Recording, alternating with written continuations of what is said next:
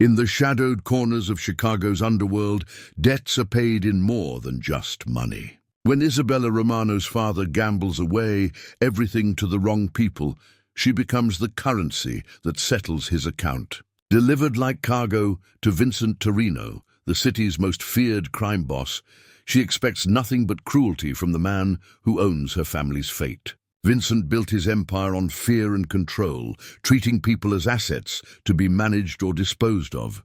Isabella was supposed to be just another transaction, another reminder of his power over those who owe him. But 3 months into her captivity, a simple medical appointment changes everything. The test results reveal a truth that neither of them saw coming, one that threatens to unravel the careful boundaries Vincent has built around his heart and his business. Can a man who has spent his life taking whatever he wants learn to protect what truly matters? Before we jump back in, tell us where you're tuning in from. And if this story touches you, make sure you're subscribed, because tomorrow I've saved something extra special for you.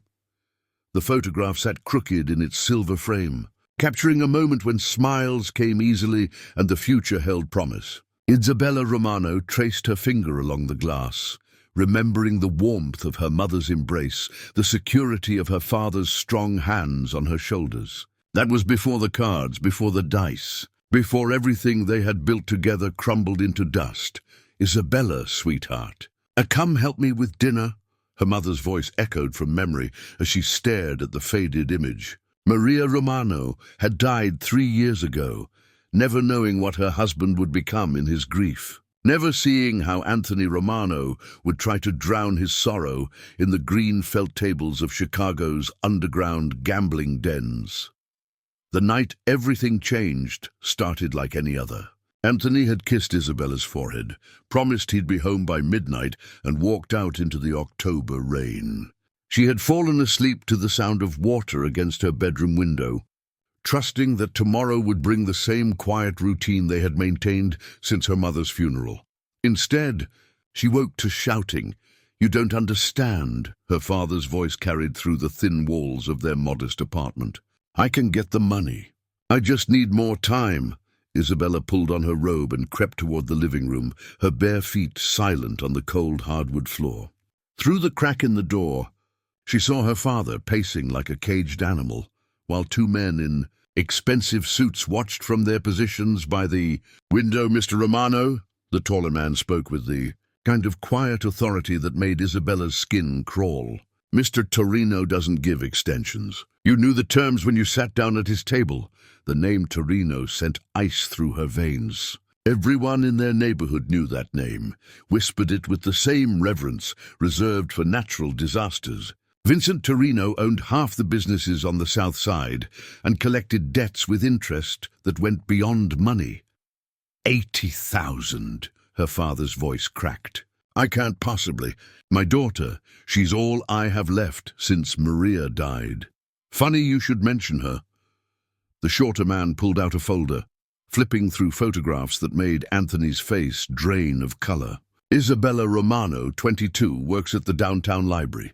Quite pretty. Mr. Torino has reviewed your situation personally." Isabella's hand flew to her mouth, stifling a gasp. They had been watching her, documenting her life like she was already inventory. "No," Anthony whispered, but the word held no conviction. "There has to be another way." "There is." The tall man straightened his tie with casual indifference. "Your debt plus interest comes to $87,000. Your daughter works off the debt in Mr. Torino's service." "Clean slate? What kind of service?" Anthony's question hung in the air like smoke. "The kind where she stays alive and you keep your kneecaps. Mr. Torino is a reasonable man, but his patience has limits." Isabella watched her father sink into his favorite armchair, the one where he used to read her bedtime stories, where he'd held her while she cried over her mother's diagnosis.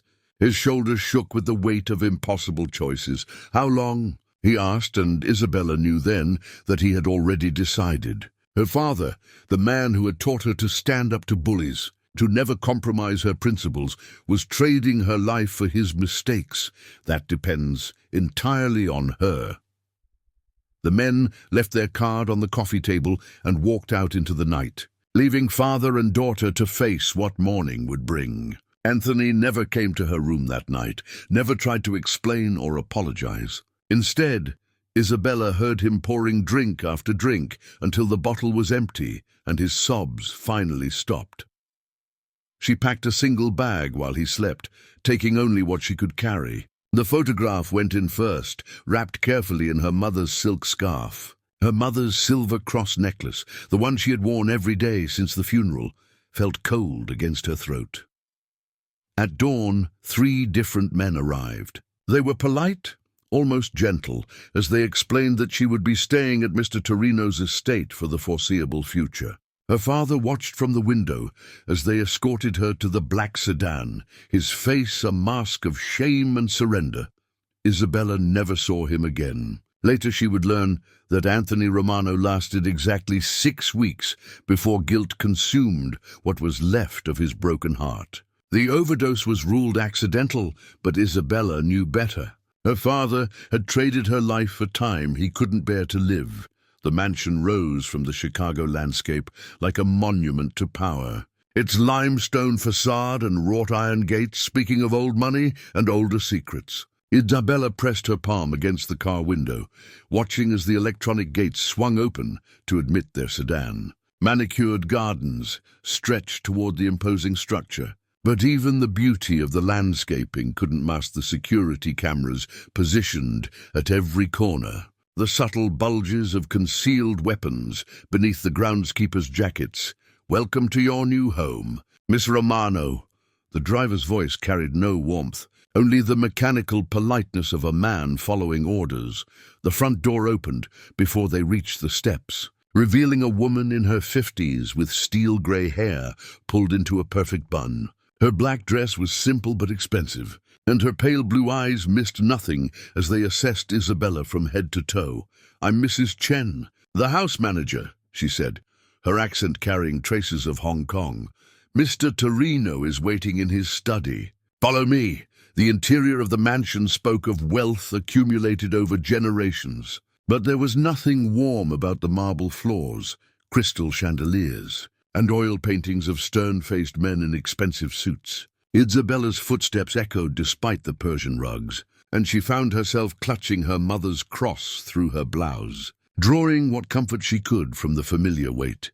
They walked through corridors, lined with mahogany panels, past rooms that glimpsed of leather furniture and books that had never been read. The study door stood open at the end of the hall, warm light spilling from within.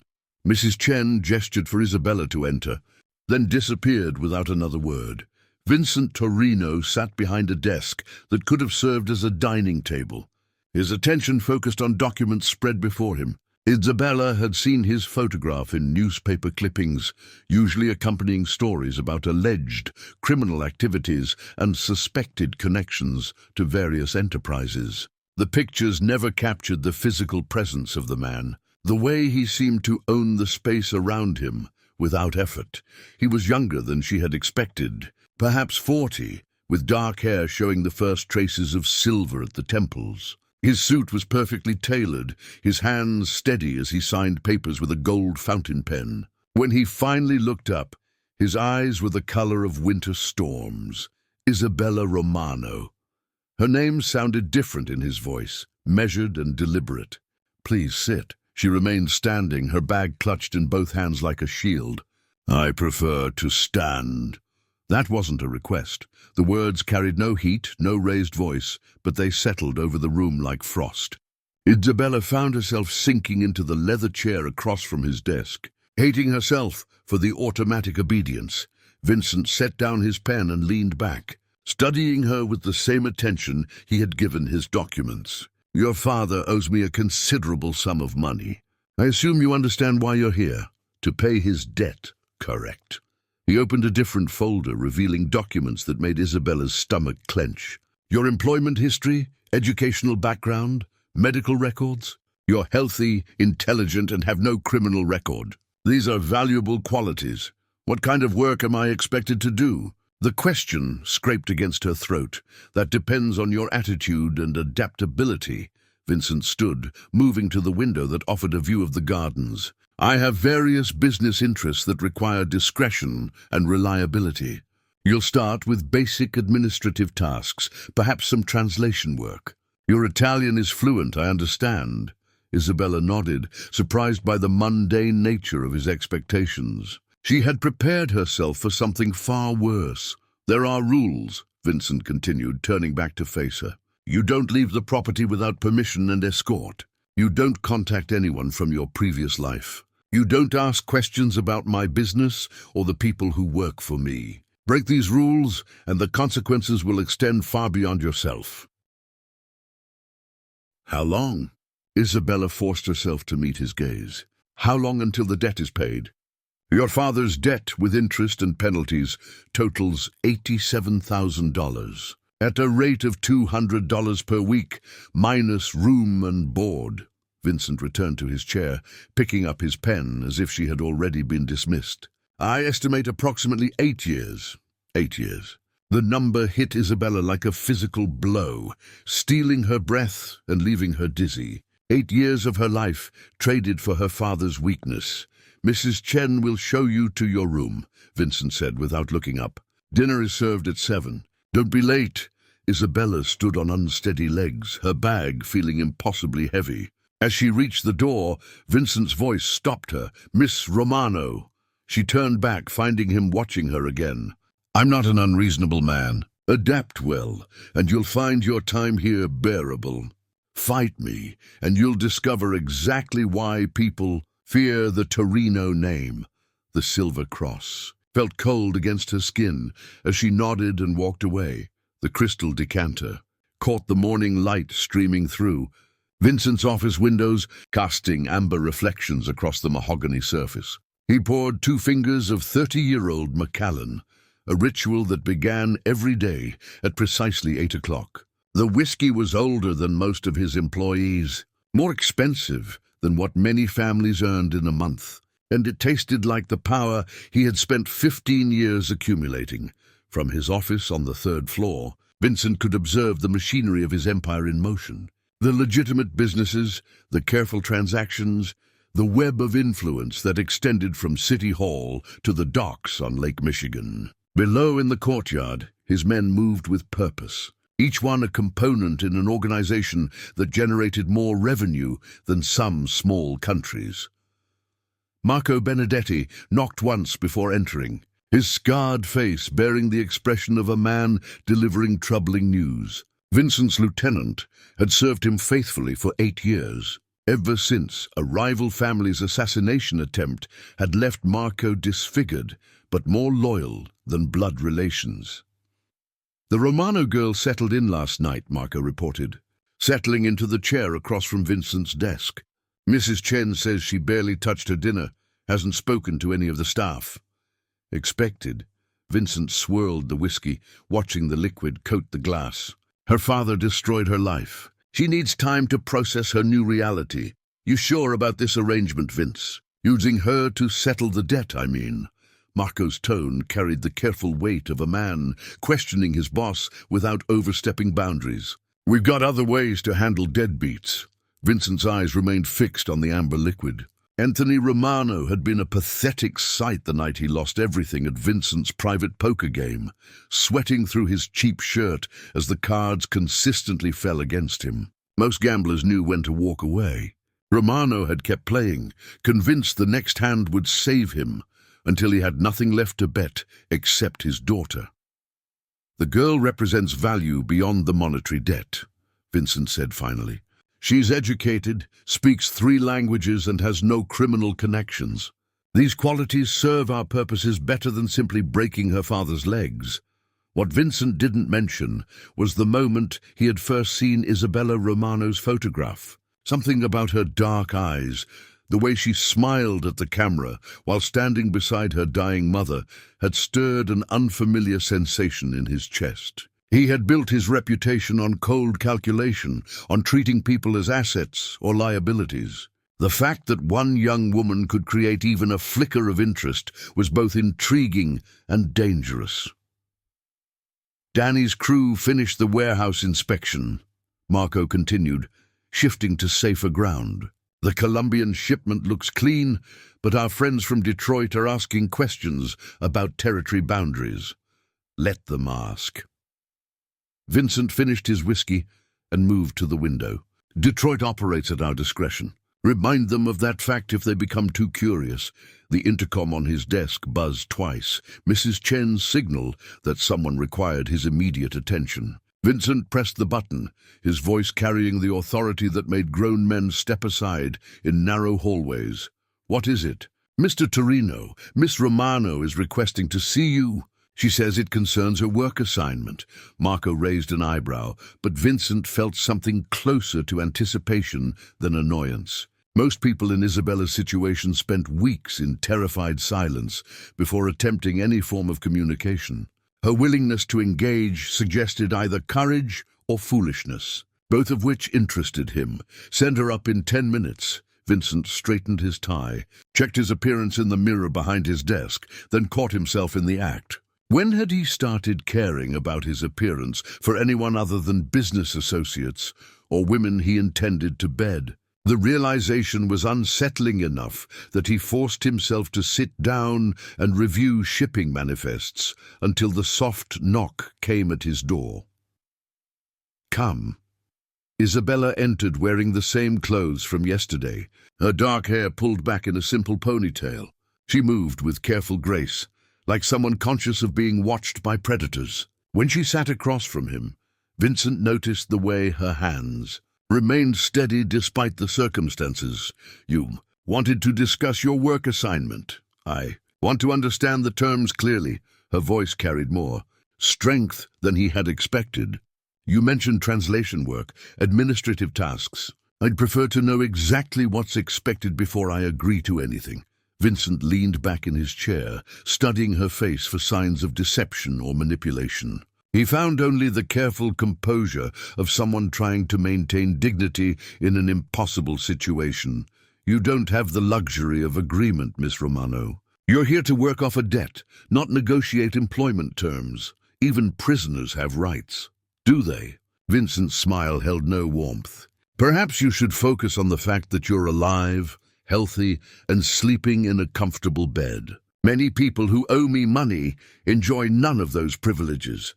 The kitchen knife felt cold against Isabella's palm as she held it beneath the running water, pretending to help with dinner preparation while her mind calculated distances and angles.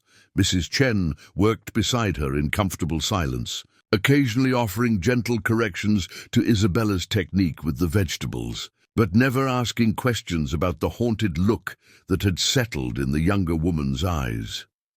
3 weeks had passed since her arrival at the Torino estate. 3 weeks of learning the rigid schedule that governed life within these walls. Breakfast at 7, work assignments from 8 until 5, dinner at 7, and lights out by 10. The routine was designed to eliminate uncertainty, to create a sense of normalcy within circumstances that were anything but normal. Isabella's work involved translating business correspondence from Italian to English, organizing shipping manifests, and maintaining files that she suspected contained more than legitimate business records.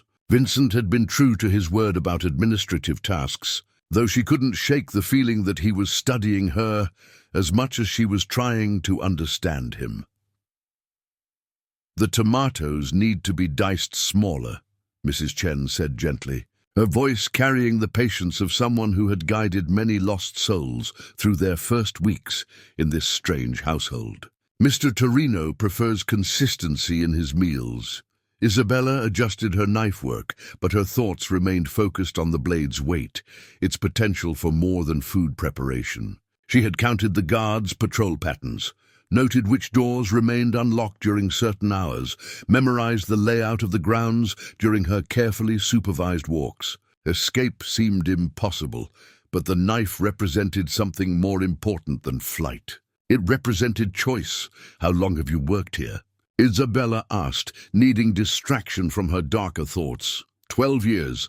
Mrs. Chen moved to check the pasta, her movements efficient and practiced. "Mr. Torino hired me when his previous housekeeper retired.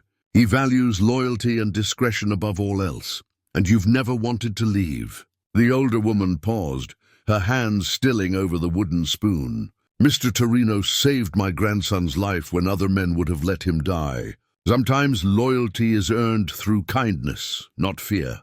Isabella wanted to ask more, but footsteps in the hallway announced Vincent's approach. She quickly returned her attention to the vegetables, hyper-aware of his presence as he entered the kitchen. Most employers didn't visit their kitchens, but Vincent seemed to move through his domain like a king checking his realm.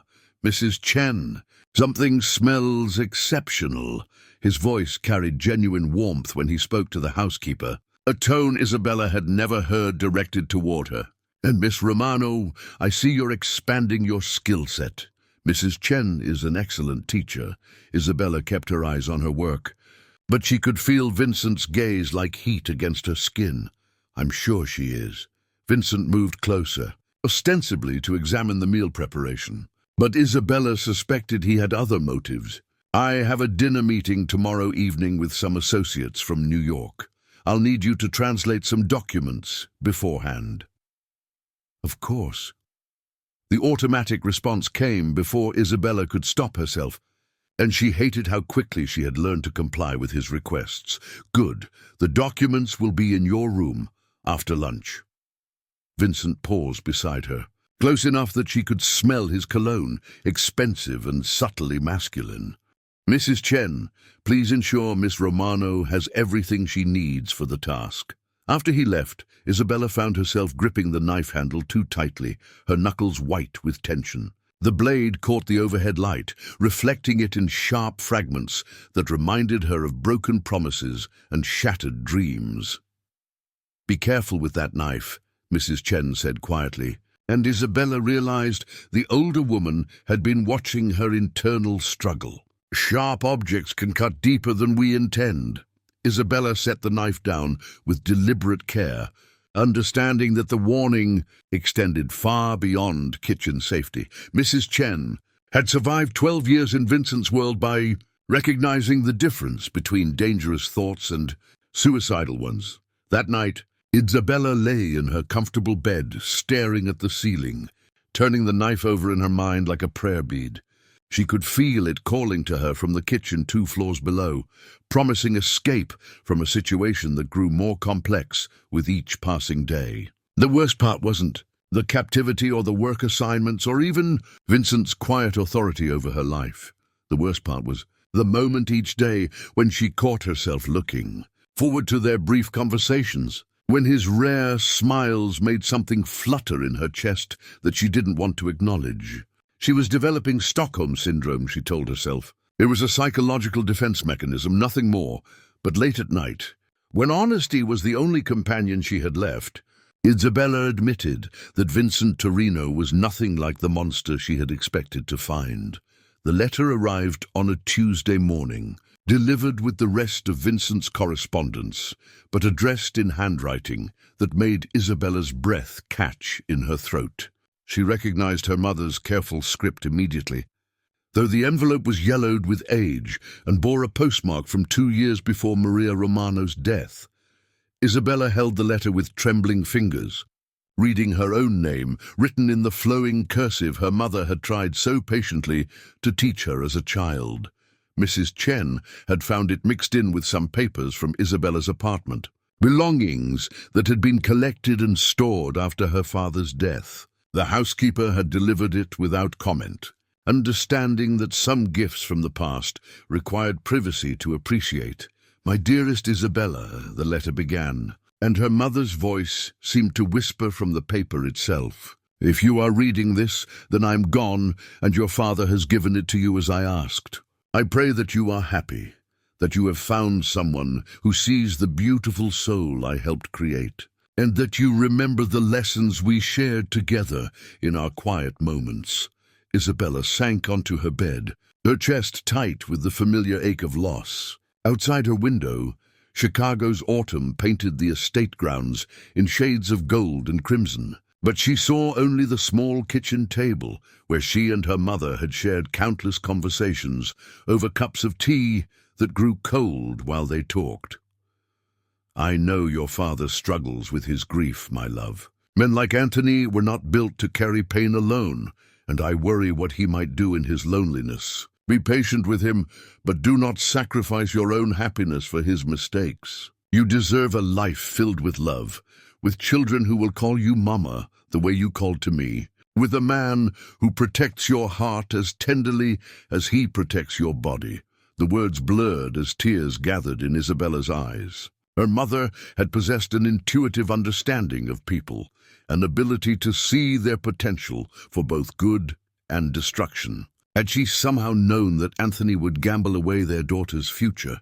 Had she foreseen the choice that would lead Isabella to this gilded cage? Remember that love sometimes comes in unexpected forms, wearing faces we thought belonged to strangers. Your grandmother fell in love with a man her family called dangerous, a union that gave us 3 generations of happiness despite their early fears. Sometimes the heart sees truth that the mind cannot yet accept. Isabella rose from the bed and moved to her window, clutching the letter like a lifeline. Below in the garden, Vincent walked the pathways with 2 men in expensive suits, their conversation too distant to hear, but their body language speaking of serious business. She had learned to read the subtle signs of his moods, the way his shoulders tensed when deals required delicate handling, how his voice dropped to that dangerous quiet when someone tested his patience.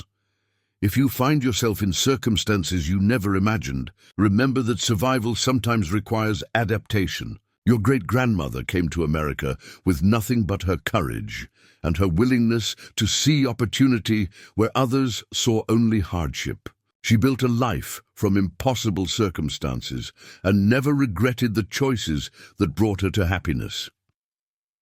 The letter continued with memories of Isabella's childhood, stories about her grandmother's courtship and marriage, gentle advice about trusting her instincts even when logic argued otherwise. Maria Romano had always possessed a gift for seeing beyond the surface of situations, for finding hope in the darkest moments.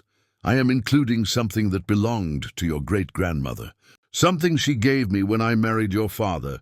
Wear it when you need to remember that you are stronger than any situation life presents to you. You carry the blood of survivors, my darling girl, women who found love in the most unlikely places and built families from the wreckage of impossible circumstances.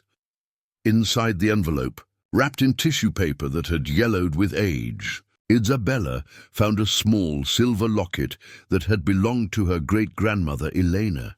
The locket opened to reveal a tiny photograph of a severe-looking man with kind eyes, Elena's husband Giuseppe, who had courted her while she worked in his family's restaurant to pay off her passage to America. Isabella fastened the locket around her neck, feeling the weight of generations settling against her heart. Her great-grandmother had been an indentured servant who found love with her employer's son. Her grandmother had married a man her family considered beneath their social standing. Her mother had chosen a dreamer over a practical suitor. Perhaps falling for one's captor was simply another chapter in the Romano women's complicated relationship with fate. The pregnancy test lay on the marble bathroom, counter like an accusation. 2 pink lines that had appeared with the certainty of sunrise. Isabella stared at the small plastic window, her hands gripping the edge of the vanity until her knuckles turned white. The nausea that had plagued her for 2 weeks suddenly made terrible sense, as did the exhaustion that no amount of sleep seemed to cure.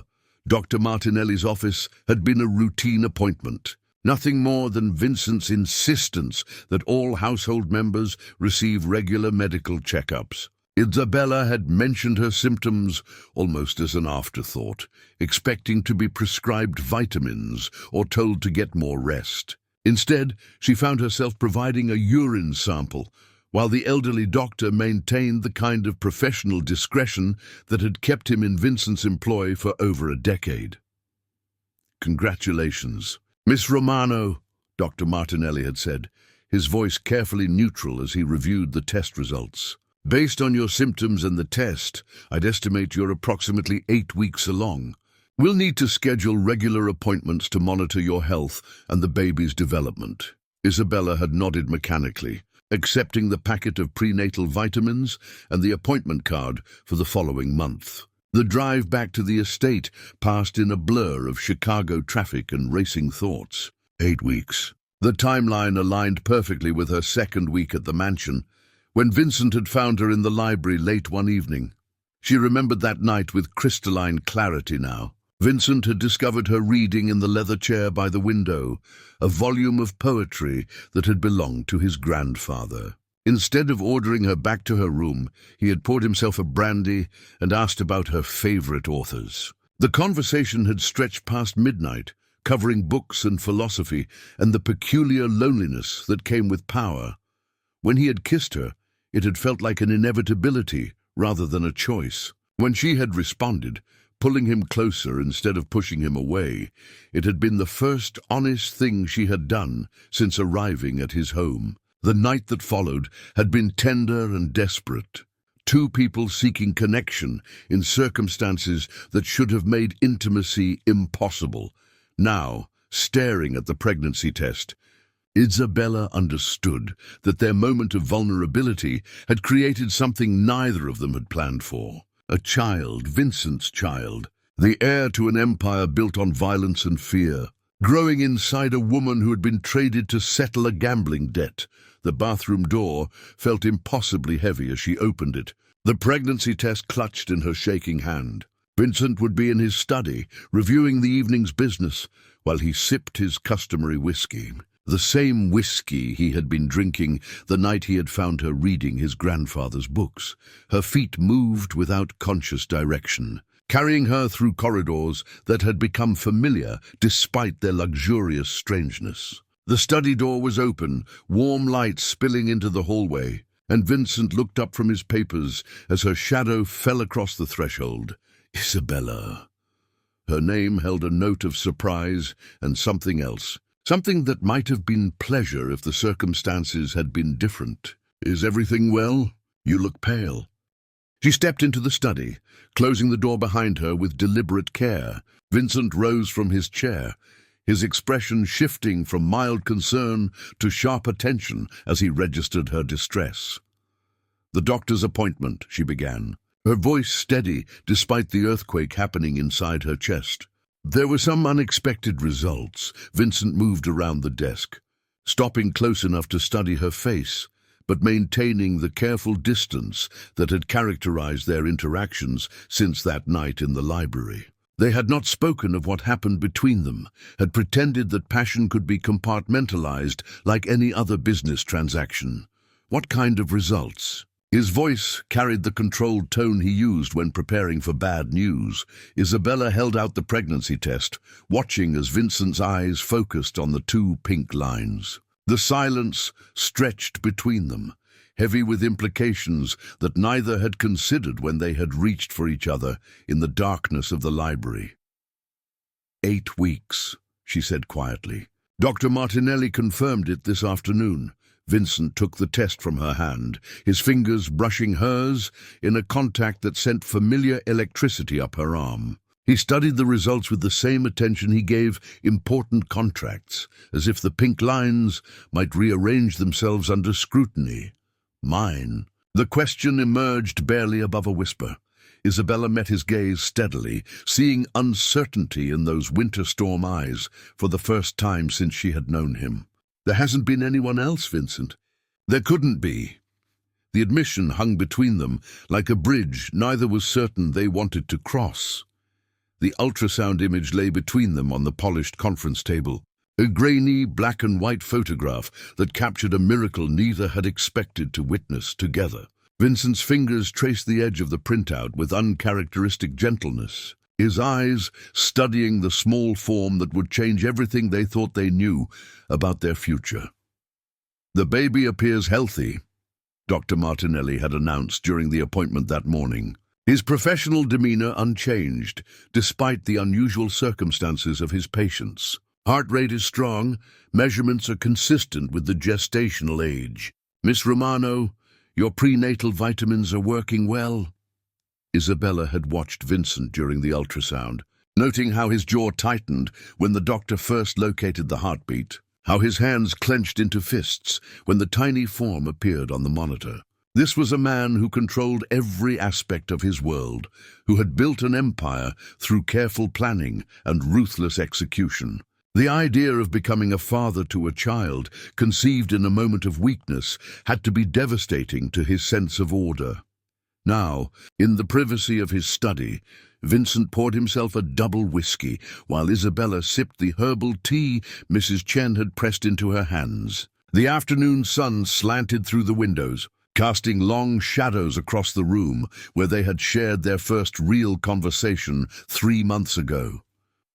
"I need to understand your expectations," Vincent said finally, his voice carrying the careful neutrality he used in business negotiations. "About the pregnancy, about what happens next." Isabella set down her teacup, choosing her words with the same caution. "I don't have expectations. This wasn't planned for either of us. But now that it's happened," Vincent moved to stand by the window, his profile sharp against the light. "A child complicates things considerably." "Complicates how?" Isabella kept her tone level, though her heart was racing. She had spent sleepless nights imagining this conversation, preparing for various scenarios ranging from Vincent's fury to his complete indifference. "My enemies will see the child as a vulnerability, a way to reach me through something I care about." Vincent turned back to face her, and Isabella saw something in his expression that made her breath catch. When had she become something he cared about? Your safety was already a concern. Now it becomes paramount. Isabella touched her still flat stomach unconsciously, a protective gesture that didn't go unnoticed. "And what about my father's debt? Does having your child change the terms of my service?" The question hung in the air like smoke, and Isabella watched Vincent's face cycle through emotions she couldn't entirely read. Anger, certainly, but also something that looked almost like hurt. "Do you think so little of me?" His voice dropped to the dangerous quiet she had learned to recognize. "That I would hold a pregnant woman to a contract that predates her condition? I think you're a man who honors his agreements," Isabella replied carefully. "And I think pregnancy doesn't erase the circumstances that brought me here." Vincent moved closer, stopping just within arm's reach. "The debt is forgiven. As of today, you're free to leave whenever you choose." The words should have filled Isabella with relief, should have sent her running toward the door and the life she had lost 3 months ago. Instead, they settled over her like a weight she hadn't expected to carry, and the baby. "We'll want for nothing."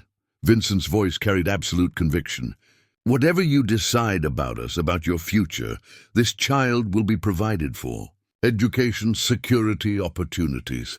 Everything money can buy." Isabella heard what he didn't say, the careful omission of love or family or the 1,000 intangible things a child needed beyond material provision. Vincent was offering to be a benefactor to his own child, not a father. "What if I stayed?" The question emerged before Isabella could stop herself, surprising them both. "Not because of debt or obligation, but because I chose to." Vincent's eyes searched her face as if looking for deception or manipulation. "Why would you make that choice?" Isabella thought of her mother's letter, of great-grandmother Elena, who had found love in servitude, of the Romano women who had always chosen their hearts over their heads. She thought of Vincent's rare smiles, the way his voice softened when he spoke to Mrs. Chen about her grandson, the tenderness in his hands during their night together in the library. "Because somewhere in the last 3 months, I stopped seeing you as my captor." The admission felt like stepping off a cliff, and started seeing you as the man who reads poetry when he thinks no one is watching, who remembers Mrs. Chen's birthday every year, who built this empire but still keeps his grandfather's books. Vincent was quiet for a long moment, the ultrasound image forgotten between them as he processed her words. The bullet holes in the car door told a story that Vincent's calm demeanor couldn't disguise. Isabella counted 7 distinct punctures in the black metal, each one a reminder of how close death had come to claiming the father of her unborn child. The sedan sat in the estate's garage like a wounded animal, its windows shattered and upholstery stained with blood that Vincent assured her wasn't his. "The Benedetto family has always been ambitious," Vincent explained. His voice, carrying the controlled fury of a man, pushed past patience. But attacking me directly crosses lines they should have known better than to approach. Isabella traced one of the bullet holes with her fingertip, imagining Vincent trapped inside this metal coffin while gunfire erupted around him. The attack had happened 3 days ago, during what should have been a routine meeting with dock supervisors. Instead of negotiations about shipping schedules, Vincent had found himself diving behind concrete barriers while automatic weapons turned his car into Swiss cheese. Marco took 2 bullets in the shoulder, Vincent continued, moving to examine the damage himself. Tommy's in surgery at St. Mary's. The doctors think he'll live, but his days of active service are over. The clinical way Vincent discussed his men's injuries reminded Isabella that she was living in a world where violence was simply another cost of doing business. Men she had come to know during her months at the estate, men who had shown her small kindnesses and respectful nods, were now lying in hospital beds because of their loyalty to the man carrying her child. Why now? Isabella asked, though she suspected she already knew the answer. What changed that made them bold enough to try killing you? Vincent's smile held no warmth. Someone told them I was distracted, vulnerable. Word travels fast in our circle when a man starts showing weakness. The implication hit Isabella like ice water.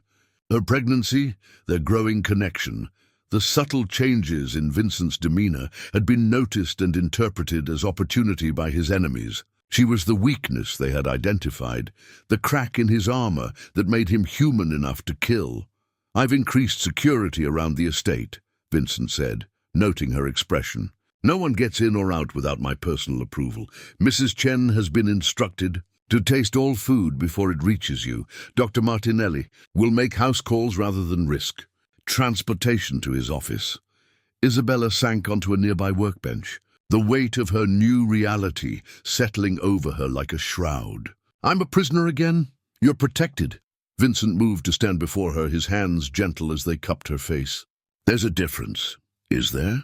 Isabella met his eyes, seeing the conflict between his desire to keep her safe and his understanding of what safety would cost her. A cage made of gold is still a cage, Vincent. Before he could respond, the garage door opened to admit Marco Benedetti, his arm bound in a sling but his expression alert as he approached them. The scarred man's loyalty to Vincent had been tested by bullets and proven absolute. But Isabella could see the cost written in the lines around his eyes. Boss. We got problems, Marco said without preamble. The Benedettos aren't working alone. Someone's been feeding them information about your movements, your routines. This was planned too well to be opportunistic. Vincent's hands dropped from Isabella's face, his entire demeanor shifting into the cold calculation that had built his empire. Internal? Has to be. They knew about the dock meeting before we finalized the location. They knew which route you'd take, what time you'd be there. Marco's jaw tightened. Someone close enough to your inner circle is selling information.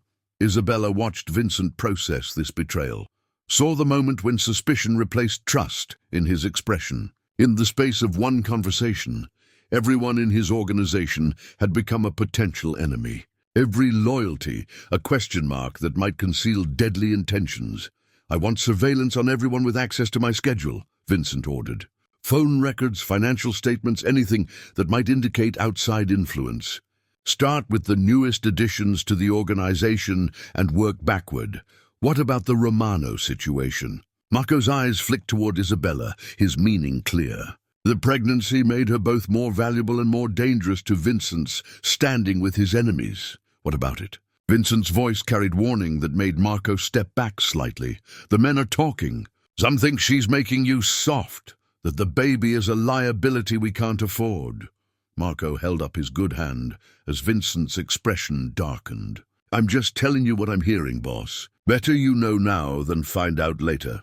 The silence that followed felt like the moment before thunder. The rose had been pressed between the pages of Dante's Inferno, a bookmark that spoke of Vincent's unexpected romanticism. Isabella discovered it while organizing his grandfather's library. the delicate petals preserved in shades of deep crimson that matched the leather binding of the ancient volume. She held it up to the afternoon light streaming through the tall windows, wondering when Vincent had placed it there and what significance it held. "That belonged to my grandmother," Vincent's voice came from the doorway, startling Isabella from her contemplation. "She pressed flowers from every bouquet my grandfather gave her, kept them in his favorite books like love letters written in petals." Isabella turned to find Vincent watching her with an expression she couldn't quite decipher. 3 weeks had passed since the attack on his car. 3 weeks of heightened security and careful routines that kept them both safely confined to the estate. The forced proximity had created an intimacy that neither had anticipated. Shared meals and quiet conversations that felt dangerously close to domesticity. "It's beautiful," Isabella said, returning her attention to the preserved rose. "Your grandparents must have had a rare kind of love." They did. Vincent entered the library, closing the door behind him with deliberate care. Giuseppe courted Elena for 3 years before she agreed to marry him. He used to say that the best things in life required patience and persistence. Isabella set the rose gently on the mahogany table, conscious of Vincent's proximity as he moved to stand beside her. The pregnancy was beginning to show now, a subtle rounding of her silhouette that made her increasingly aware of the life growing inside her. Vincent had been attentive without being possessive, concerned for her health while respecting the boundaries she had tried to maintain between them. Isabella. Her name carried a weight that made her look up into his storm-colored eyes. "We need to discuss what's happening between us." The words she had been avoiding for weeks hung in the air like smoke. Isabella touched her stomach unconsciously, a gesture that had become habitual as her body changed to accommodate their child. "What is happening between us?" she asked, genuinely uncertain. The man who had once been her captor now brought her books he thought she'd enjoy, listened to her opinions about his business correspondence, asked about her dreams with the focused attention of someone who cared about the answers. "I don't know," Vincent admitted, and the honesty in his voice made something flutter in Isabella's chest. "I've never been in a situation where the lines were so unclear." Isabella moved to the window that overlooked the estate's gardens, watching groundskeepers tend to late-season flowers with the same meticulous care Vincent applied to his business empire. "The situation is only unclear because we're choosing to see it that way." Vincent joined her at the window, his reflection ghost-like in the glass beside hers. "Explain. 3 months ago, you were a stranger who owned my father's debt. Now you're the father of my child, a man who reads poetry and remembers anniversaries, someone who makes me feel safe even when bullets are flying through car windows." Isabella turned to face him directly.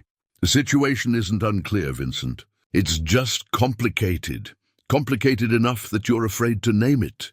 Isabella felt heat rise in her cheeks, but she didn't look away from his penetrating gaze. "Are you?" Vincent reached for her hand, his fingers intertwining with hers in a gesture that felt both natural and revolutionary. "I'm afraid of many things where you're concerned. Afraid my enemies will use you to hurt me. Afraid the life I've built will destroy the innocence I see in you. Afraid that what I'm feeling is too dangerous for both of us to survive. And what are you feeling?" Isabella's voice barely rose above a whisper. Instead of answering with words, Vincent cupped her face in his free hand, his thumb tracing the line of her cheekbone with infinite tenderness. When he kissed her, it was nothing like their desperate encounter in this same library months ago. This kiss spoke of reverence rather than hunger, of a man acknowledging something precious rather than claiming something he owned. Isabella melted against him, her arms circling his waist as she returned the kiss with equal measure of wonder and want. The pressed rose lay forgotten on the table beside them, but its message was clear in the way Vincent held her, in the careful worship of his hands against her changing body. When they finally broke apart, Isabella saw her own amazement reflected in Vincent's eyes. The dog tags lay hidden beneath Vincent's dress shirts, a secret Isabella discovered by accident when she knocked over his jewelry box while dusting his bedroom. The metal pieces clattered across the marble floor, their chain tangled with expensive watches and platinum cufflinks that spoke of wealth accumulated over decades. But these simple pieces of stamped steel told a different story entirely. Vincent M. Torino, United States Marine Corps, Isabella read aloud, her voice carrying surprise that bordered on disbelief. The second tag bore his service number and blood type, standard military issue that seemed impossibly foreign in the context of crystal chandeliers and Italian marble. You weren't supposed to find those. Vincent's voice came from the doorway, quiet but not angry. He entered the room slowly, as if approaching a wild animal that might bolt at sudden movement.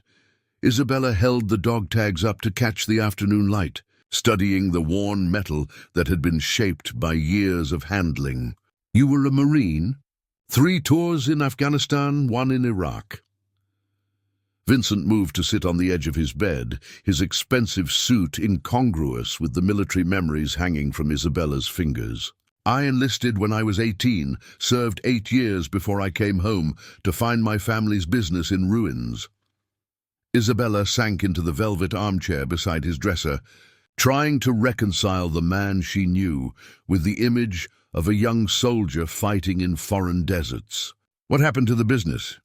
Vincent's laugh held no humor. My father was too trusting, too willing to believe that handshake agreements meant something to men without honor. While I was overseas, our competitors systematically destroyed everything 3 generations of Torinos had built. By the time I returned, we had nothing left but debt and enemies. Isabella studied his profile as he spoke, noting the way his jaw tightened with old anger. The transformation from decorated Marine to crime boss suddenly made terrible sense. A man using military discipline and tactical thinking to rebuild what had been stolen from his family, so you decided to take it back. I decided to ensure it could never be taken again. Vincent's eyes met hers, and she saw the weight of choices that had shaped 15 years of his life. I used everything the Corps taught me about strategy, about leadership, about inspiring loyalty in men who would follow you into hell. The only difference was the enemy and the rules of engagement. Isabella turned the dog tags over in her palm, feeling the history worn smooth by Vincent's fingers. Do you regret it? The path you chose? I regretted it every day until 3 months ago. The quiet admission hung between them like a bridge neither was certain they should cross. Isabella understood that she was hearing something Vincent had never shared with another soul, secrets that could destroy him if they fell into the wrong hands. What changed 3 months ago? Vincent rose from the bed and moved to kneel before her chair, his hands covering hers where they held his dog tags. You changed everything. The moment I saw you in my study, trying so hard to be brave when your world had collapsed, I remembered what I was supposed to be protecting. And what was that? Innocence, beauty, the possibility that good things could still exist in a world that had shown me mostly darkness. Vincent's voice dropped to a whisper. You reminded me that I became a Marine to protect people, not to prey on them. Isabella felt tears gathering in her eyes as she understood the magnitude of what Vincent was sharing. He wasn't just confessing his past. He was revealing the internal war that had raged in his soul for over a decade. The battle between the honorable man he had been trained to be and the necessary monster circumstances had required him to become. The baby. Isabella's free hand moved to her stomach. It changes things, doesn't it? Everything. Vincent's hands tightened over hers. I can't raise a child in this world, Isabella. Can't teach them that power comes from fear, that survival requires becoming something you despise. I won't pass this legacy to another generation. Isabella saw the future Vincent was imagining. A child growing up surrounded by violence and moral compromise, learning that love was weakness and trust was liability. She saw Vincent's determination to break a cycle that had consumed most of his adult life. What are you saying? Vincent's storm-colored eyes held certainty that took Isabella's breath away. I'm saying it's time for Vincent Torino, the crime boss, to die, so Vincent Torino, the father, can live. The engagement ring was nothing like what Isabella might have expected from a man of Vincent's wealth and refined taste. Instead of the massive diamond that would have announced his status to the world, he had chosen a simple emerald surrounded by small diamonds, set in a platinum band that caught the light with understated elegance. The stone was the color of spring leaves, of hope, of new beginnings that seemed impossible just months before. "It belonged to my grandmother," Vincent said as he slipped the ring onto Isabella's trembling finger. "Elena always said emeralds were more honest than diamonds, that they showed their flaws instead of hiding them. They stood in the estate's rose garden, the same space where Isabella had taken her first supervised walks months ago. Now the late autumn air carried the scent of the season's final blooms, and the setting sun painted everything in shades of gold that made the moment feel suspended outside of normal time. Vincent. Isabella stared at the ring, watching how it caught the fading light. "We can't pretend that a wedding ceremony will erase how this started." "I'm not asking you to forget," Vincent replied, his hands gentle as they framed her face. "I'm asking you to choose what comes next. Choose me, choose us, choose the family we're building together." Isabella felt the weight of the decision pressing down on her like physical force. 6 months ago, she had been a librarian living a quiet life with simple dreams. Now she carried the child of Chicago's most dangerous crime boss, wore his grandmother's engagement ring, and felt her heart breaking with the complexity of loving a man whose past was written in blood. "The men who work for you," she began carefully, "they'll never accept me as anything more than the woman who made you weak. Then they'll learn to live with disappointment." Vincent's voice carried the steel that had built his empire. "Anyone who can't show you the respect you deserve will find themselves unemployed." Before Isabella could respond, the sound of footsteps on gravel announced someone's approach. Marco Benedetti emerged from the garden path, his expression grim despite the romantic scene he was interrupting. "Boss, we've got a problem." Marco's eyes flicked between Vincent and Isabella, noting the ring that glittered on her finger. "Congratulations, by the way. About time you made an honest woman of her." Vincent's arm tightened protectively around Isabella's waist. "What kind of problem?" "The kind that involves Danny Castellano." Marco's scarred face twisted with distaste as he spoke the name. "He's called a meeting with the other lieutenants. Says he's got concerns about the organization's direction." Isabella felt Vincent's entire body tense beside her. Danny Castellano had been Vincent's most trusted lieutenant for over 5 years, a man whose loyalty had never been questioned. If Danny was calling meetings without Vincent's knowledge, it could only mean one thing. When? Vincent's voice dropped to the dangerous quiet Isabella had learned to recognize. "Tomorrow night. Neutral ground," he says. "The old warehouse on Pier 47. Marco's hand rested casually on the weapon concealed beneath his jacket. Could be a trap, could be genuine concern. Either way, it's not good. Vincent was quiet for a long moment, his mind obviously working through implications and strategies. Isabella watched him transform from gentle lover to calculating crime boss, the shift as complete as if he had put on different clothing. "Double the security around Isabella," Vincent ordered. "If this is what I think it is, they'll try to use her to force my hand. Already. Done. Mrs. Chen's got instructions. To keep her inside until we know where everyone stands." Isabella felt the familiar sensation of being discussed rather than included. But something about the situation demanded her voice be heard. "What if Danny's right to be concerned?" Both men turned to stare at her, surprise clear in their expressions. "What do you mean?" Vincent asked carefully. "You've changed, Vincent. We both know it. The question is whether that change makes you a better leader or a liability to the organization." Isabella met his gaze steadily, seeing the conflict that raged behind his storm-colored eyes. "Maybe it's time to find out what your men really think about the man you're becoming." Vincent's smile held equal parts admiration and concern. Are you suggesting I walk into what could be an ambush? I'm suggesting that a leader who's afraid to face his own men might not be the leader they need. Isabella touched the engagement ring, feeling its weight like a promise and a threat. But whatever you decide, we face it together. The silence that followed was broken only by the evening wind moving through the rose bushes. The encrypted phone buzzed against the marble of Vincent's desk like an angry insect, its screen displaying a number that made his blood run cold. Isabella watched from her chair across the room as Vincent stared at the device, his face cycling through emotions she had never seen before: shock, rage, and something that looked disturbingly like betrayal.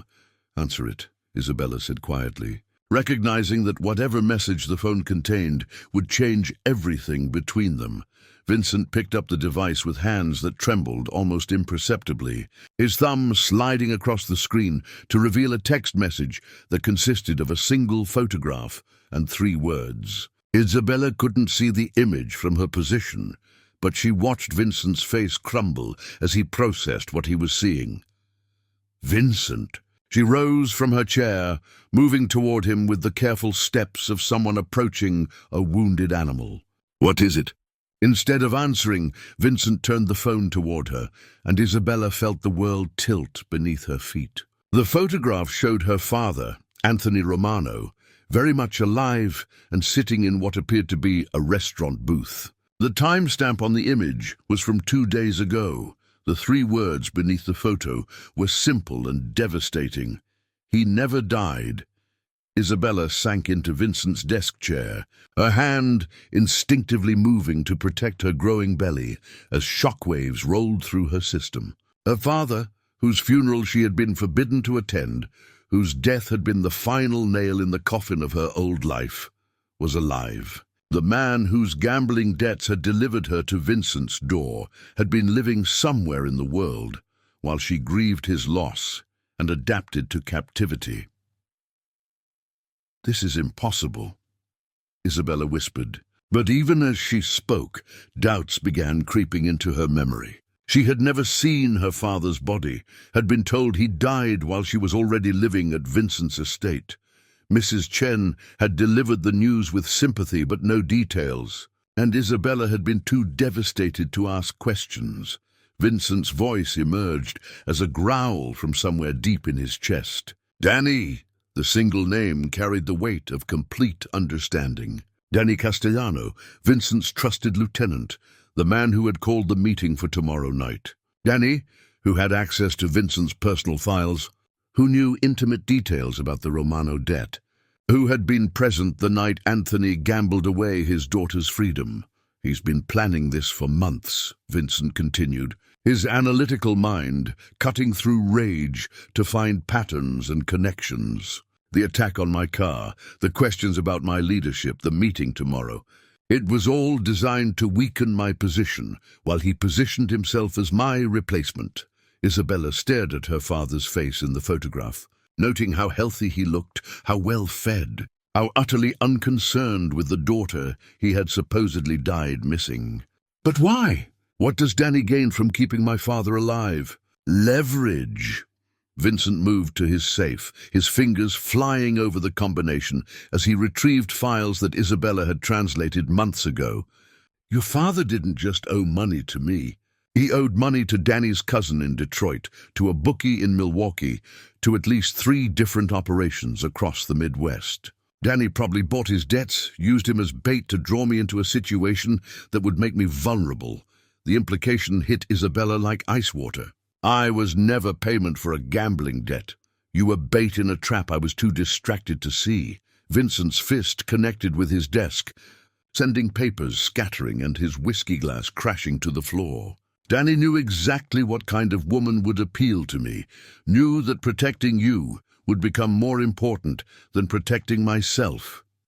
Isabella felt nauseated, and not just from the pregnancy. Everything she had believed about her circumstances, about Vincent's character, about the foundation of their relationship had been built on lies. She wasn't a victim of her father's weakness. She was a weapon in Danny's war against Vincent, The night in the library, Isabella's voice barely rose above a whisper. When we first was exactly what it seemed, Vincent interrupted, moving to kneel before her chair. Whatever brought you here, whatever Danny planned, what happened between us was real. What's happening between us now is real. Isabella wanted to believe him, but the photograph of her living father made everything feel contaminated by deception. How do I know that? How do I know anything about this situation is what it seems? Vincent's storm-colored eyes held steady on hers. Because tomorrow night, we're going to confront Danny together, and you're going to hear the truth from the man who orchestrated all of this. The encrypted phone buzzed again, displaying another message. Pier 47, midnight. Come alone, or she dies. The safe house keys felt cold in Isabella's palm as Vincent pressed them into her hand, his fingers lingering over hers in what might be their final touch. The modest two-story house sat 40 miles outside Chicago, surrounded by farmland that stretched to every horizon. It was the kind of place where a person could disappear completely, where the past could be buried beneath fields of corn and soybeans. Marco will stay with you until this is over, Vincent said, checking his watch for the third time in 5 minutes. If I don't contact you by dawn, take the car in the garage and drive to the address in the envelope. There's enough money hidden in the house to start over anywhere you choose. Isabella stood in the doorway of their temporary sanctuary, watching Vincent prepare for what they both knew might be his final confrontation with Danny Castellano. The safe house contained everything necessary for a new life: false identification papers, cash in multiple currencies, and detailed instructions for disappearing into the kind of obscurity that Vincent's enemies could never penetrate. I should be there with you. Isabella's hand moved protectively to her belly, where their child grew stronger each day. Danny used me to get to you. I should be the one to face him. Absolutely not. Vincent's voice carried the finality of a man who had made an unshakable decision. You're carrying our child, Isabella. Nothing is more important than keeping both of you safe. Through the farmhouse window, Isabella could see Marco pacing the perimeter, his weapon drawn despite the peaceful rural setting. Even here, 40 miles from the nearest city, Vincent's war followed them like a shadow that stretched across every moment of their lives. What if it's not a trap? Isabella asked, though they both knew the question was wishful thinking. What if Danny genuinely wants to discuss the organization's future? Vincent's smile held no humor as he holstered his own weapon beneath his jacket. Then we'll have a civilized conversation about his concerns. But men who fake deaths and orchestrate betrayals don't typically schedule peaceful negotiations. Isabella watched Vincent check his equipment with the methodical precision of his military training. Extra ammunition, backup weapon, communication device that would allow Marco to monitor his location. He moved with the calm efficiency of a man who had faced death before and survived through preparation rather than luck. Tell me about the baby, Vincent said suddenly, his voice softening as he finished his preparations. If something happens tonight, tell me what you hope for our child. Isabella felt tears gathering in her eyes, but refused to let them fall. I want them to know they were loved before they were born. I want them to understand that their father was a good man who made difficult choices to protect his family. And if it's a boy, I'll teach him about honor and sacrifice. About the grandfather who served his country and the father who served his family. Isabella's voice grew stronger as she spoke. I'll make sure he knows that Vincent Torino was more than the sum of his mistakes. And if it's a girl? Isabella smiled through her unshed tears. I'll teach her that Romano women fall in love with complicated men, that sometimes the heart sees truth before the mind accepts it. I'll tell her about the night her parents found each other in a library full of poetry and decided that love was worth fighting for. Vincent crossed the room to kiss her, a gentle press of lips that tasted like goodbye and promises neither of them could guarantee to keep. When they separated, Isabella saw her own fear reflected in his storm-colored eyes. "If the worst happens," Vincent said quietly, "don't let our child grow up hating me. Don't let them think their father was a monster who got what he deserved." "Nothing is going to happen," Isabella replied with conviction she didn't entirely feel. "You're going to walk into that warehouse, end Danny's rebellion, and come home to start building the life we planned together." Vincent nodded. But they both understood that some promises were made to comfort rather than convince. As he walked toward the door, Isabella called after him, "Vincent." He turned back and she held up her left hand, showing him the emerald engagement ring that caught the lamplight. "I'll be wearing this when you get back." "I'll be counting on it." The sound of his car starting echoed across the farmland like thunder, growing fainter as Vincent drove toward his destiny. Isabella stood at the window until his tail lights disappeared into the darkness, then settled into the chair by the phone to begin her vigil.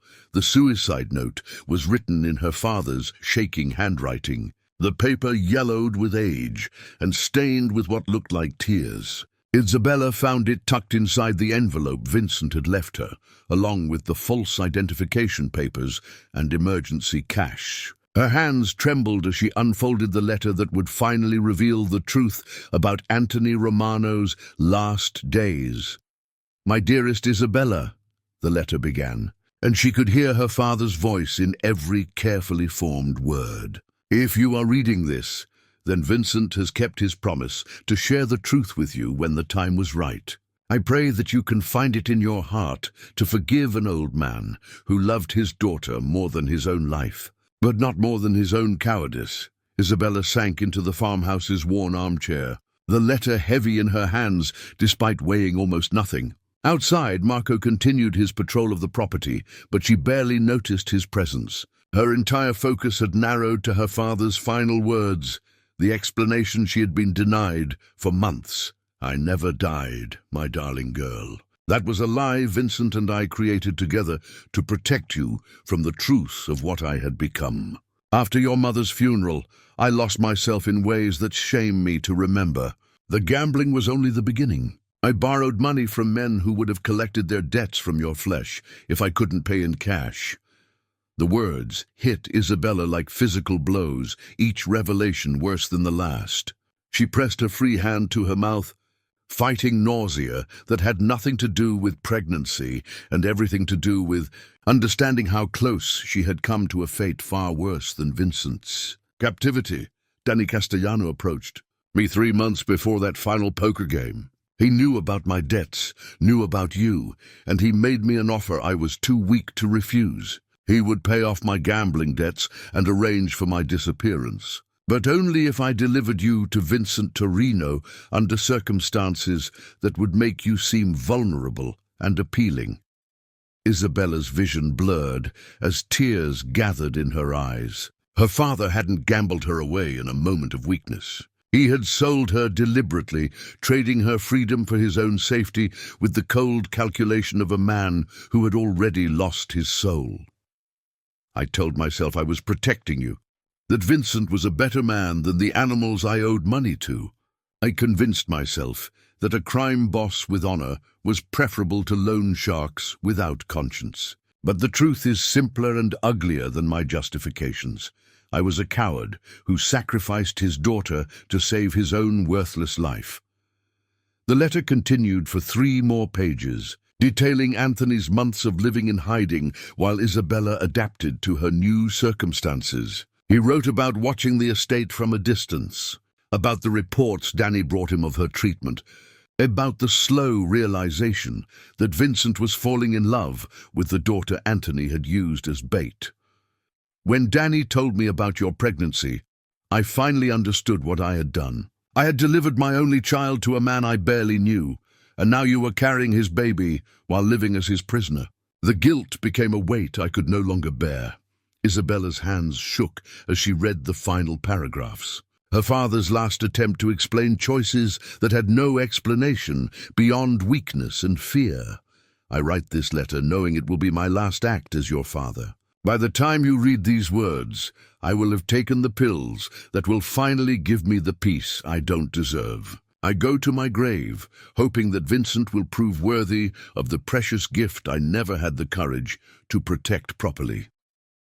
The letter was dated 3 days after Isabella had been told of her father's death. Anthony Romano had indeed taken his own life, but not from grief over losing his daughter. He had killed himself from shame over selling her.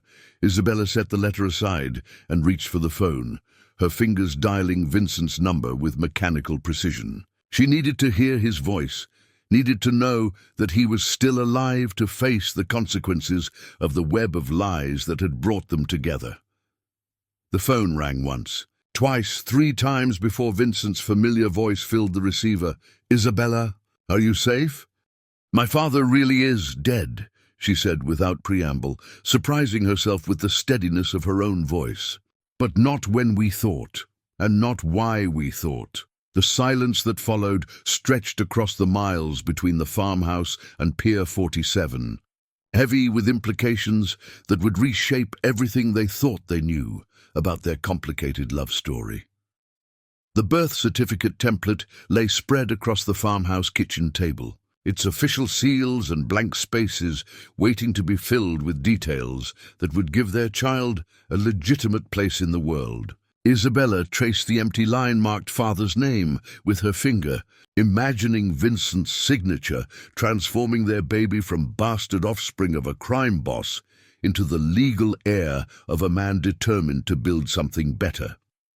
"Vincent Michael Torino, Jr., Isabella whispered to her growing belly, testing how the name sounded in the quiet kitchen. "Or maybe Elena Isabella Torino, after your great-grandmother and your mama." The baby responded with a gentle kick, as if approving of the possibilities that stretched ahead like an unmapped country.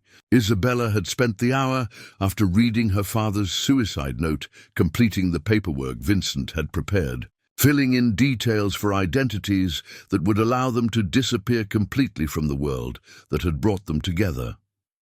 Margaret Stone, schoolteacher from Oregon.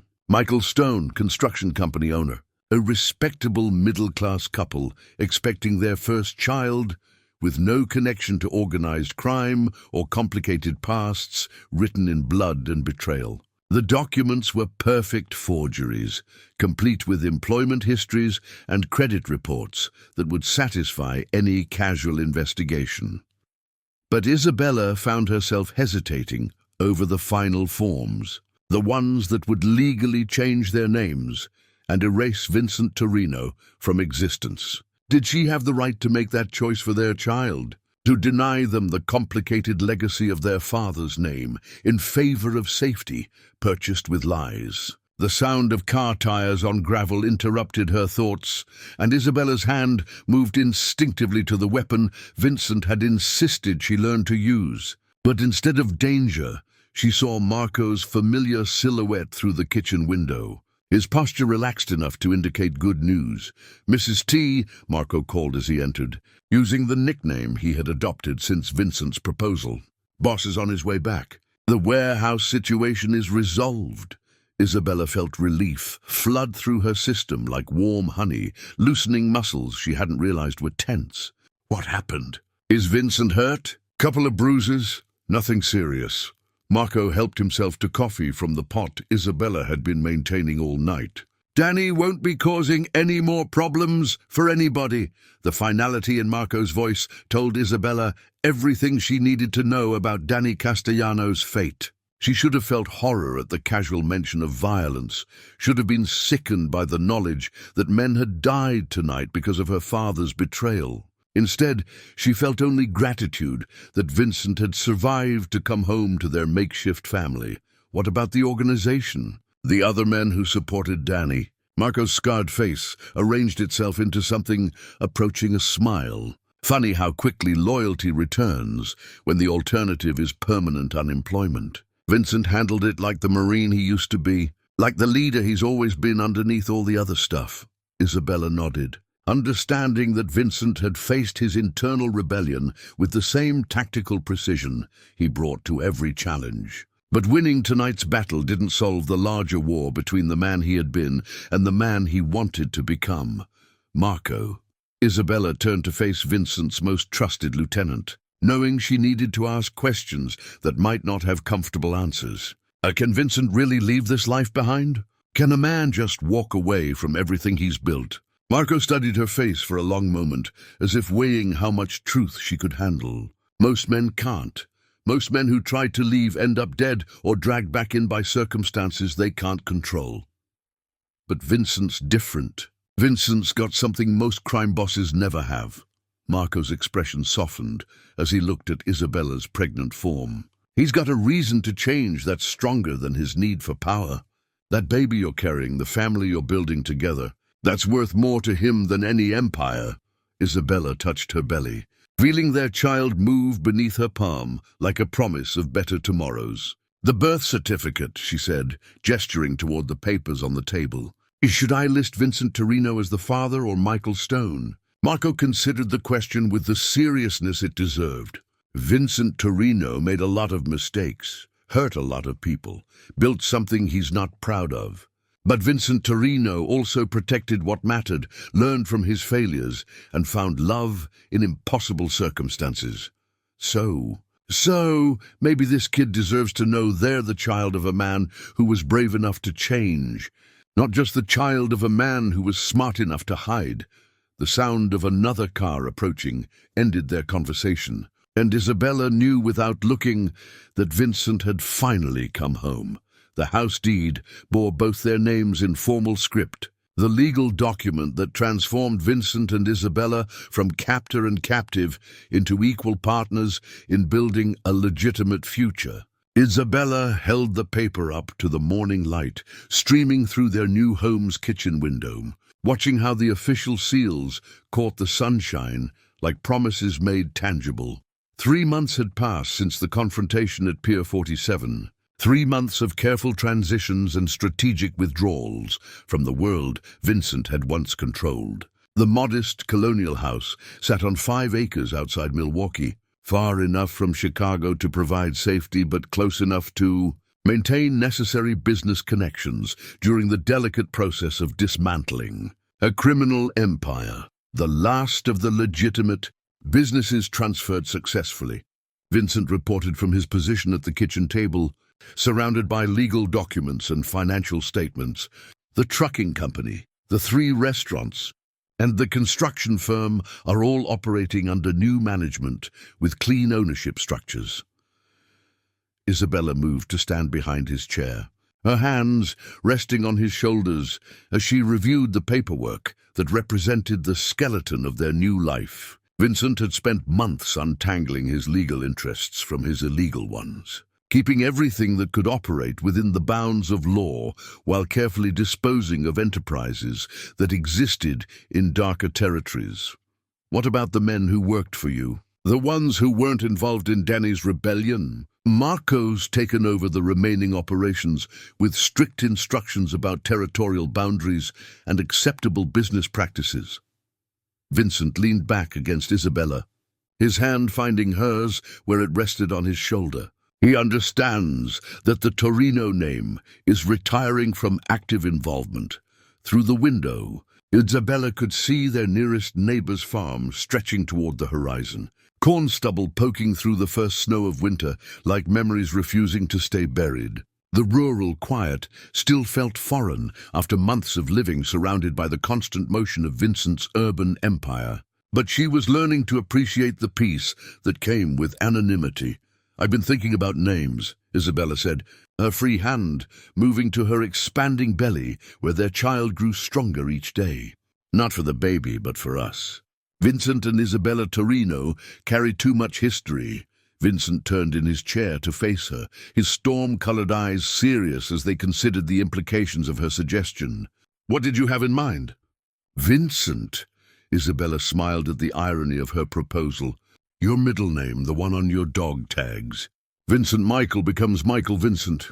We keep the connection to who you were while embracing who you're becoming. And Romano becomes Vincent." Isabella's voice carried the certainty of a decision made during long nights of contemplation. "I take your name because I choose to, not because circumstances forced it on me." Isabella Vincent, wife and partner, not victim or conquest. Vincent rose from his chair to pull Isabella into his arms, mindful of the growing life between them that made their embraces require careful navigation. Michael and Isabella Vincent. He tested the names, hearing how they sounded without the weight of criminal reputation attached. I like it. The baby will never know about Vincent Torino or Anthony Romano, Isabella continued, her voice growing stronger as she articulated plans that had been forming for weeks. They'll know their parents met in difficult circumstances, that love grew from an unlikely beginning, but they don't need to carry the burden of our past mistakes. Vincent's hands cupped her face with the tenderness she had learned to associate with his most honest moments. Are you sure about this? About giving up your family name? About starting completely over? Isabella thought of her mother's letter, of the Romano women who had always chosen love over convention, who had found happiness in complicated circumstances by focusing on the future rather than dwelling on the past.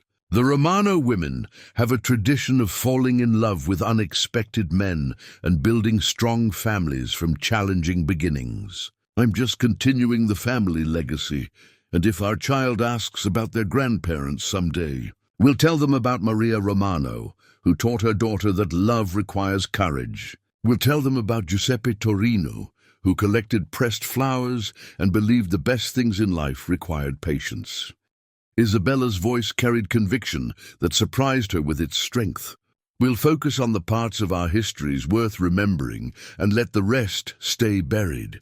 Vincent kissed her then, a gentle pressure of lips that tasted like new beginnings, and the kind of happiness that had seemed impossible just months before. When they separated, Isabella saw her own amazement reflected in his eyes, the wonder of two people who had discovered that love could indeed grow from the most unlikely soil.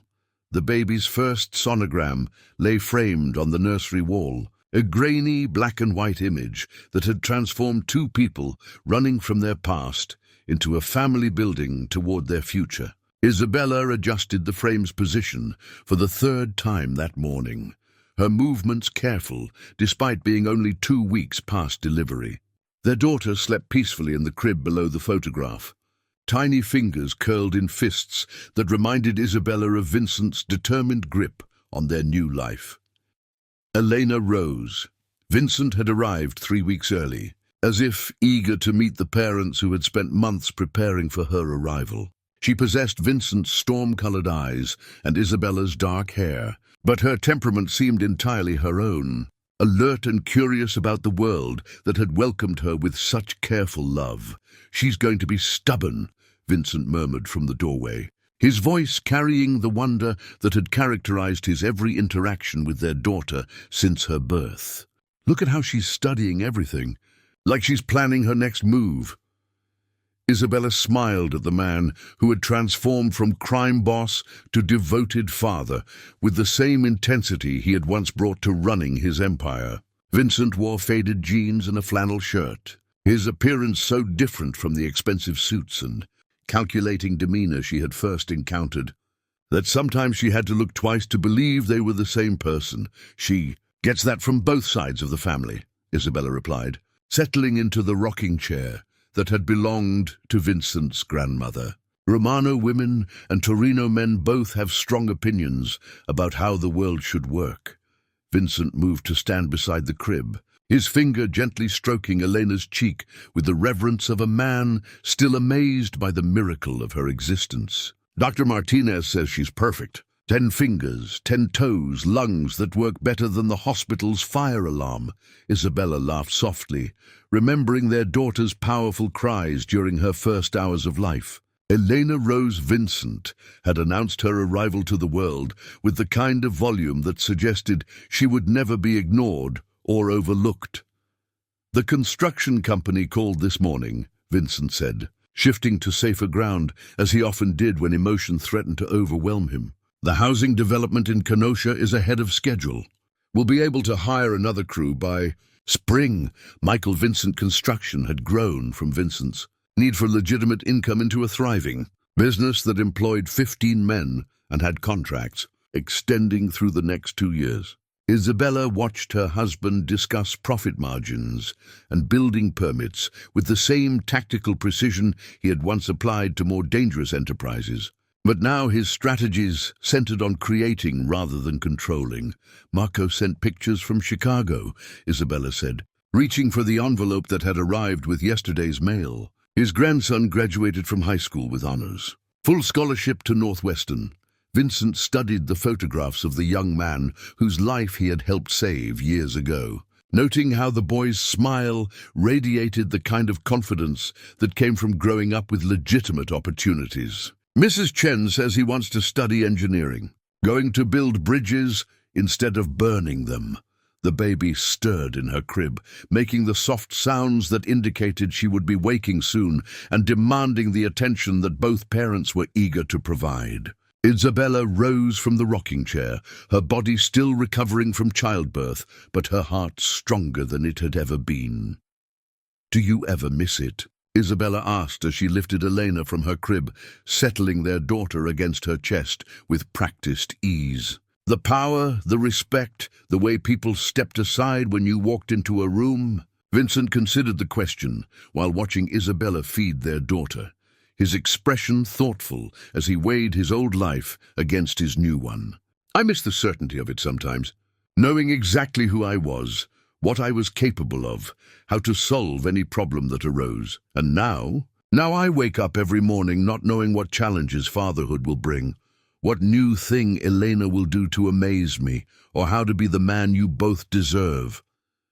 Vincent's smile held complete contentment. "I've traded certainty for possibility, power for love, control for trust. It's the best deal I've ever made." Elena finished feeding and settled into sleep against Isabella's shoulder, her tiny body warm and solid with the promise of all the tomorrows they would build together. Outside their window, spring was beginning to transform the Wisconsin landscape, and Isabella could already envision the garden they would plant together, the swing Vincent would build beneath the oak tree, the memories they would create in the home, where love had finally conquered fear.